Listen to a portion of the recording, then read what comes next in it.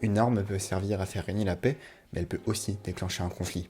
L'image est forte, mais voyez vos appareils connectés comme des armes. Deux choix s'offrent à vous. Les utiliser pour vous divertir 95% du temps, ou alors les utiliser à votre avantage en tirant profit de leur capacité.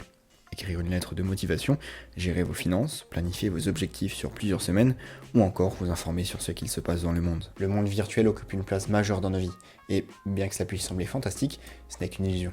Aujourd'hui, je vais vous montrer comment optimiser votre MacBook pour être plus productif au quotidien. Un bureau rangé vous permet d'avoir les idées claires et d'aller à l'essentiel. Et c'est la même chose pour un outil informatique.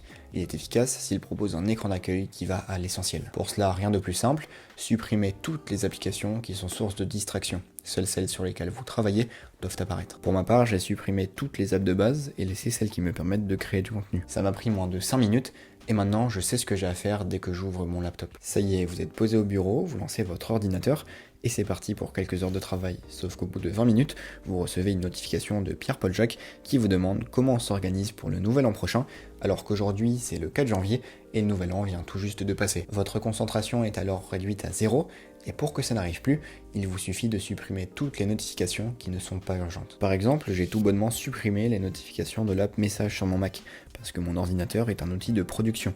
J'ai mon iPhone pour communiquer, et il le fait très bien. Dans la suite logique des choses, je vous conseille d'organiser votre Finder. Et si, comme moi, vous êtes une personne bordélique, ça vous prendra bien une demi-heure. Pour ma part, j'ai regroupé mes sous-dossiers dans des dossiers plus généraux. Personnel, professionnel, projet, montage vidéo, école, gendarmerie, et enfin une base de données qui regroupe tous ces dossiers et d'autres qui font office d'archives directement stockés sur mon cloud. Ce conseil est vraiment des plus simples, mais il vous facilitera vraiment le quotidien.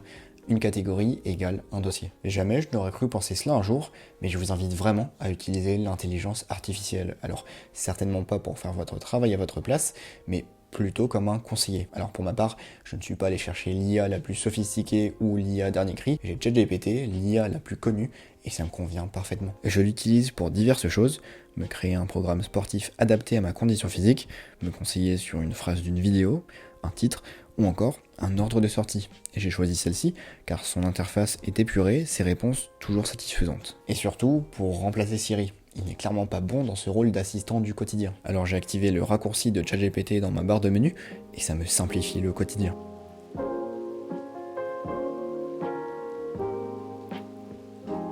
Cette vidéo est plus courte que d'habitude et à raison, je souhaite simplement vous faire gagner du temps. L'année vient tout juste de commencer et vous avez certainement d'innombrables projets en tête. Le MacBook est pour moi le meilleur outil pour réaliser tout ce qui me sort de la caboche. Alors voilà mes conseils les plus généraux qui, je l'espère, vous permettront d'aller au bout de tout ce que vous entreprendrez au cours de cette année. Merci du fond du cœur d'avoir suivi cette vidéo, merci pour l'année passée et tout le soutien que vous m'avez témoigné au cours de celle-ci. J'espère que vos fêtes de fin d'année se sont bien passées. Je vous souhaite le meilleur pour cette nouvelle année qui commence et nous, on se retrouve dans 2 semaines, comme d'habitude.